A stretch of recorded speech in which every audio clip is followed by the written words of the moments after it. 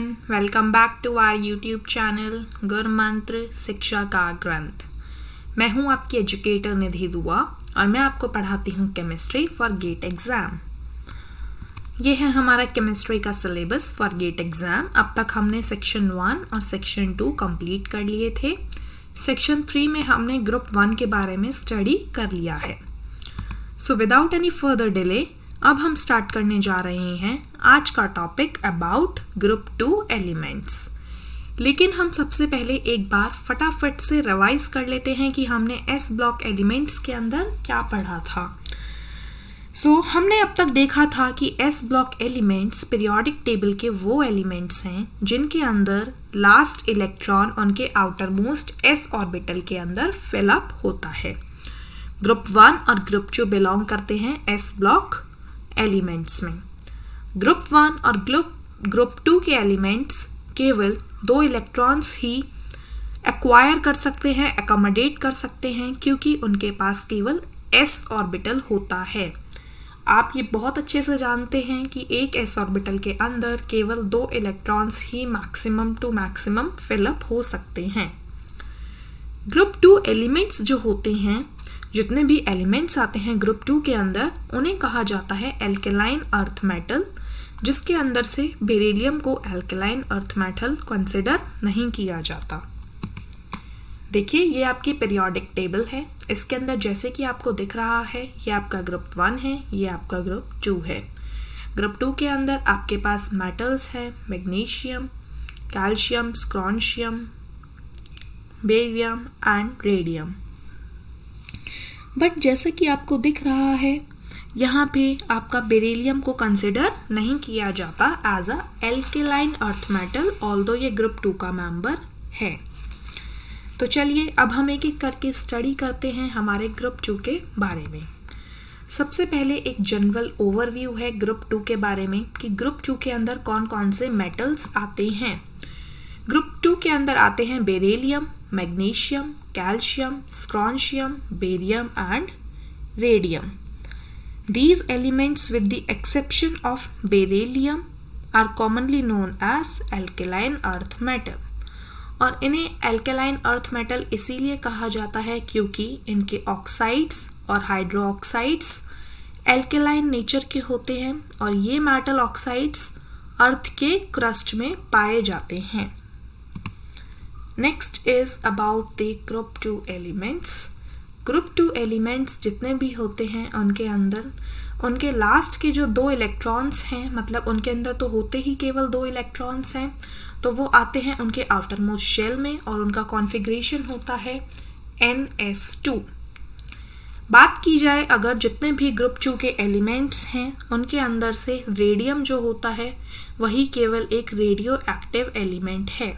आपको याद रखना है ग्रुप 1 के केस में आपका फ्रेंशियम हाईली रेडियो एक्टिव था और ग्रुप 2 के केस में रेडियम रेडियो एक्टिव एलिमेंट है।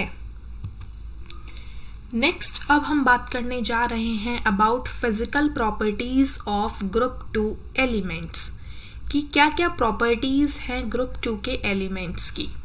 सबसे पहली प्रॉपर्टी आती है फिजिकल स्टेट।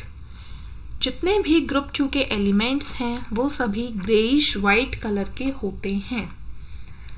ये मेटल्स ग्रुप 1 के मेटल्स से ज़्यादा हार्डर होते हैं, ज़्यादा स्ट्रॉन्गर होते हैं। आपको पता है एल्केलाई मेटल्स होते हैं आपके ग्रुप 1 वाले metals. These metals are harder than the alkali metals. जितने भी ग्रुप 2 के आयंस होते हैं या फिर एटम्स होते हैं वो सभी डायामैग्नेटिक होते हैं और कलरलेस होते हैं। यहाँ पे लिखा हुआ है these are diamagnetic and colourless in the form of ions और इन द मेटल स्टेट। मतलब वो नेटिव स्टेट के अंदर भी कलरलेस या फिर डायामैग्नेटिक होंगे उनके मेटल स्टेट में, और उनकी आयंस के फॉर्म में भी वो डायामैग्नेटिक या कलरलेस होंगे। Next property is atomic size. Group 2 के जितने भी एलिमेंट्स हैं उनका साइज फर्स्ट ए के ग्रुप के एलिमेंट्स से कम होता है, उनसे स्मॉल होता है, क्योंकि वहाँ पे एक्स्ट्रा चार्ज है न्यूक्लियस का जो कि इलेक्ट्रॉन को अट्रैक्ट करके रखता है, इलेक्ट्रॉन क्लाउड को अट्रैक्ट करता है और वहाँ पे इलेक्ट्रॉन क्लाउड ज़्यादा है। Size increases gradually from Be to Ba. जैसा कि आपको दिख रहा है, बेरिलियम से जैसे ही साइज आगे जाएगा तो ये आपका साइज इंक्रीज होता चला जाता है। यहाँ पे आपको दिख रहा है Be to Ba बात करी जा रही है क्योंकि जो आपका रेडियम है वो आपका हाईली रिएक्टिव एलिमेंट है, इसीलिए यहाँ पे रेडियम को कंसिडर नहीं किया है। जबकि अगर S ब्लॉक के एलिमेंट्स के बारे में बात की जाए तो S ब्लॉक के एलिमेंट्स में Be सबसे स्मॉल है और सीजियम का साइज सबसे हाई है। यहाँ पे ध्यान देने वाली बात है, हम बात कर रहे हैं पूरे S ब्लॉक की। पूरे S ब्लॉक में अगर आपसे पूछा जाता है तो एटॉमिक साइज Be का सबसे कम है और सीजियम का साइज सबसे ज़्यादा है। Next is melting point and boiling point. जैसा कि आपको पता है मेटालिक बॉन्ड जो होता है वो स्ट्रॉन्गर होता है फर्स्ट ए ग्रुप से ज़्यादा होता है सेकेंड ए ग्रुप में। यहाँ पे मेल्टिंग पॉइंट और बॉइलिंग पॉइंट का जो ऑर्डर है वो होता है Be to Mg। Melting point और बॉइलिंग पॉइंट डिक्रीज करता जाता है और मेल्टिंग और बॉइलिंग पॉइंट डायरेक्टली प्रोपोर्शनल होता है स्ट्रेंथ ऑफ मेटालिक बॉन्ड के। नेक्स्ट इज आयनाइजेशन पोटेंशियल और ionisation energy. First ionisation potential जो होता है वो ग्रुप 2 एलिमेंट्स का हाई होता है ग्रुप 1 एलिमेंट्स से, क्योंकि साइज स्मॉल होता है और कंप्लीटली फिल्ड s ऑर्बिटल होता है जिसकी वजह से स्टेबिलिटी रहती है। जबकि ग्रुप 2 की सेकेंड आयनाइजेशन पोटेंशियल कम होती है फर्स्ट ए के ग्रुप से और जो डिक्रीजिंग ऑर्डर होता है आयनाइजेशन पोटेंशियल का वो फॉलो करता है ये Be से लेके Ba तक। Next is the metallic character. आपको पता है metallic character inverse relation show करता है विद आयनाइजेशन एनर्जी। और अगर यहीं पे ऑक्सीडेशन स्टेट की बात की जाए तो फर्स्ट ए की जो ऑक्सीडेशन स्टेट है वो होती है +1, जबकि ग्रुप 2 एलिमेंट्स की ऑक्सीडेशन स्टेट होती है +2। डेंसिटी की अगर बात की जाए तो Be की डेंसिटी हमेशा ज़्यादा होती है कैल्शियम और मैग्नीशियम से because of the less volume in comparison to its mass. यहीं पे आपके डेंसिटी जो होती है मैग्नीशियम की ज़्यादा है कैल्शियम से। इंक्रीजिंग ऑर्डर जो होती है डेंसिटी का वो फॉलो करता है ये आपको याद रखना है कि डेंसिटी का ग्रुप 2 के केस में ऑर्डर क्या होता है। तो जो ऑर्डर आता है वो आपका आता है ये। कैल्शियम की डेंसिटी कम होती है मैग्नीशियम से, मैग्नीशियम की डेंसिटी कम होती है Be से,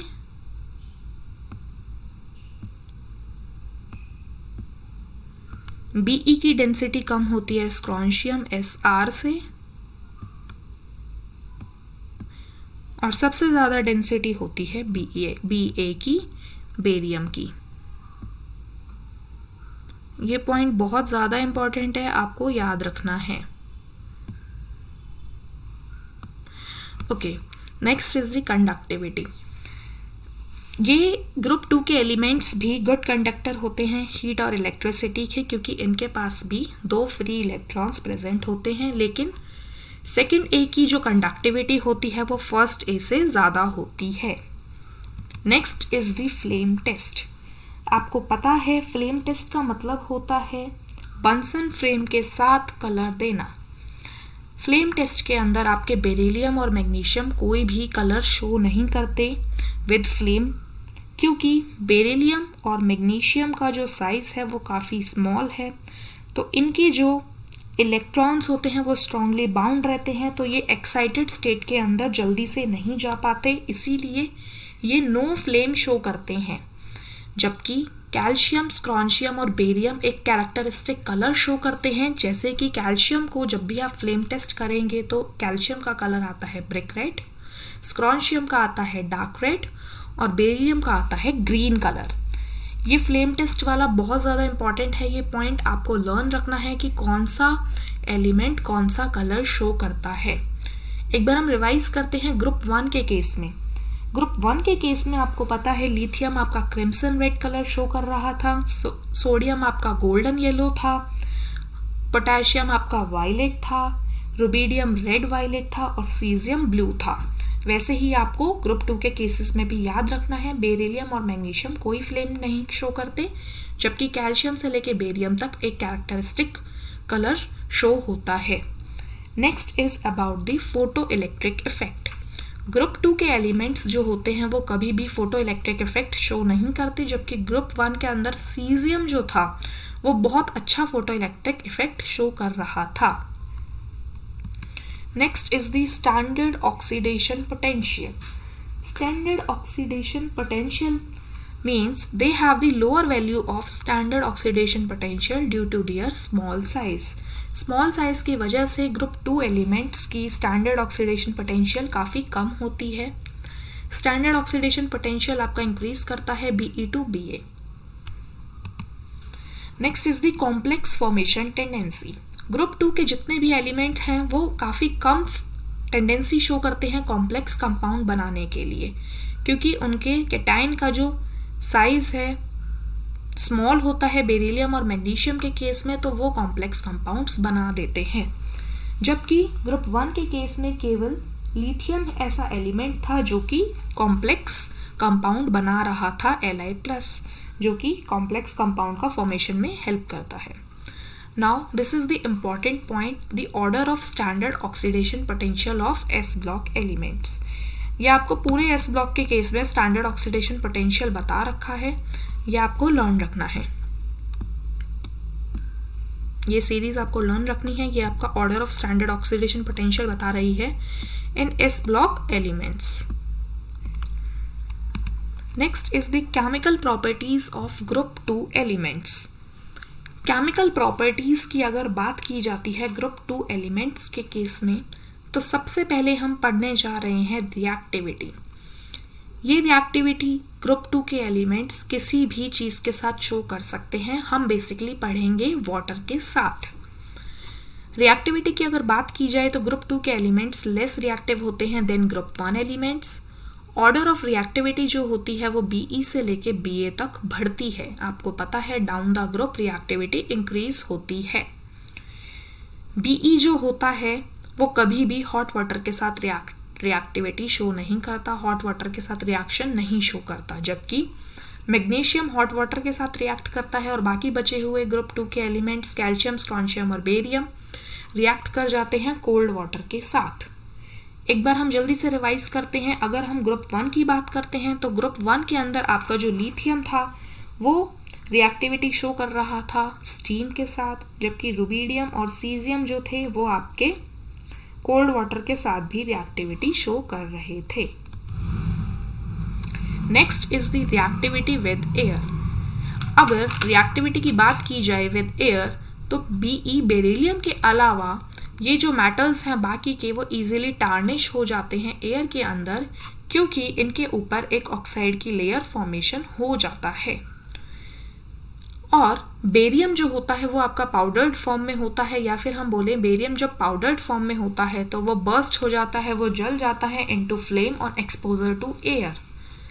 अगर बेरियम को ओपनली एयर के अंदर छोड़ दिया जाए तो फ्लेम निकलने लग जाता है। In moist air except beryllium all the elements convert into carbonates. Beryllium को छोड़ के सभी एलिमेंट्स, बाकी के बचे हुए एलिमेंट्स कार्बोनेट्स का फॉर्मेशन कर लेते हैं with reacting with moist air. Dry air में बेरिलियम और मैग्नीशियम नाइट्राइड और ऑक्साइड दोनों देते हैं, जबकि बाकी के एलिमेंट्स केवल ऑक्साइड देते हैं। Next is the reaction with oxygen. Alkaline earth metal reacts with O2 to form MO type oxides. जब भी alkaline earth metals रिएक्ट करेंगे ऑक्सीजन के साथ तो वो MO टाइप के ऑक्साइड का फॉर्मेशन करेंगे। यहाँ पे M का मतलब है मेटल, आपको मेटल से रिप्लेस करने हैं ग्रुप 2 के एलिमेंट्स। लेकिन कैल्शियम, स्ट्रोंशियम और बेरियम के पास कम आयनाइजेशन पोटेंशियल है, इसीलिए इनकी रिएक्टिविटी ज़्यादा होती है और ये फॉर्म कर लेते हैं peroxide at low temperature. Example है CaO2, SrO2 एंड BaO2। परऑक्साइड्स जो होते हैं वो आपके कलर्ड होते हैं ग्रुप 2 में, जो कि होता है ड्यू टू लैटिस इफेक्ट। और BeO जो होता है बेरिलियम ऑक्साइड, ये आपका शो करता है एम्फोटेरिक प्रॉपर्टी। एम्फोटेरिक प्रॉपर्टी का मतलब है कि एक ही एलिमेंट दो तरीके से रिएक्टिविटी शो कर सकता है। वो मेटल की तरह भी बिहेव कर सकता है, वो नॉन मेटल की तरह भी बिहेव कर सकता है। MgO मैग्नीशियम ऑक्साइड की अगर बात की जाए तो वो आपका वीक बेस की तरह काम करता है, जबकि बाकी के बचे हुए कैल्शियम ऑक्साइड, स्ट्रोंशियम ऑक्साइड और बेरियम ऑक्साइड स्ट्रॉन्ग बेस की तरह काम करते हैं। जैसे ही आप टॉप टू बॉटम जाएंगे ऑक्साइड्स के केस में, तो बेसिक प्रॉपर्टी जो होती है वो इंक्रीज कर जाती है। Next is the reaction with hydrogen. अगर ग्रुप 2 के एलिमेंट्स को हाइड्रोजन के साथ रिएक्ट कराया जाए तो except beryllium all the alkaline metals forms MH2 type halides. Beryllium को छोड़ के जितने भी एल्केलाइन मेटल्स हैं वो सभी MH2 टाइप के हाइड्राइड बनाते हैं, जैसे कि MgH2, CaH2, SrH2 and BaH2। और जब इन्हें हीट किया जाता है तो ये डायरेक्टली आपको H2 दे देते हैं। BeH2 is prepared by the action of BeCl2 with LiAlH4। BeH2 का अगर आपको फॉर्मेशन करना है तो आप एक्शन कराएंगे BeCl2 का विद LiAlH4। इसकी रिएक्शन कुछ इस तरीके से होती है कि दो मॉलिक्यूल्स लिए जाते हैं BeCl2 के, उन्हें रिएक्ट कराया जाता है LiAlH4 के साथ। जैसे ही दो मॉलिक्यूल्स BeCl2 के रिएक्ट करेंगे LiAlH4 के साथ, तो आपके पास दो मॉलिक्यूल्स मिलते हैं BeH2 के, साथ में LiCl और AlCl3 का फॉर्मेशन होता है। BeH2 और MgH2 जो हैं वो आपके कोवेलेंट होते हैं, कोवेलेंट कंपाउंड्स होते हैं, जबकि बाकी के बचे हुए आपके आयनिक कंपाउंड्स होते हैं। और बेरिलियम और मैग्नीशियम की टेंडेंसी होती है पॉलीमराइज करने की। यहाँ पे मैं आपको सजेस्ट करूँगी जितने भी पॉइंट्स आपको इन स्लाइड्स के अंदर दिख रहे हैं ये आपको नोट डाउन करने हैं, ये आपको डेली बेसिस पे रिवाइज करने हैं। एक भी दिन ऐसा नहीं होना चाहिए कि जब आप ये पॉइंट्स रिवाइज नहीं कर रहे, क्योंकि आपको पता है हम इनऑर्गेनिक केमिस्ट्री पढ़ रहे हैं। इनऑर्गेनिक केमिस्ट्री आप जितनी ज़्यादा पढ़ेंगे, जितनी बार रिवाइज करेंगे, उतना ही बेटर रहेगा एग्ज़ाम के पॉइंट ऑफ व्यू से, क्योंकि ये चीज़ें याद रखने से, ये चीज़ें बार बार पढ़ने से ही आपको याद होंगी।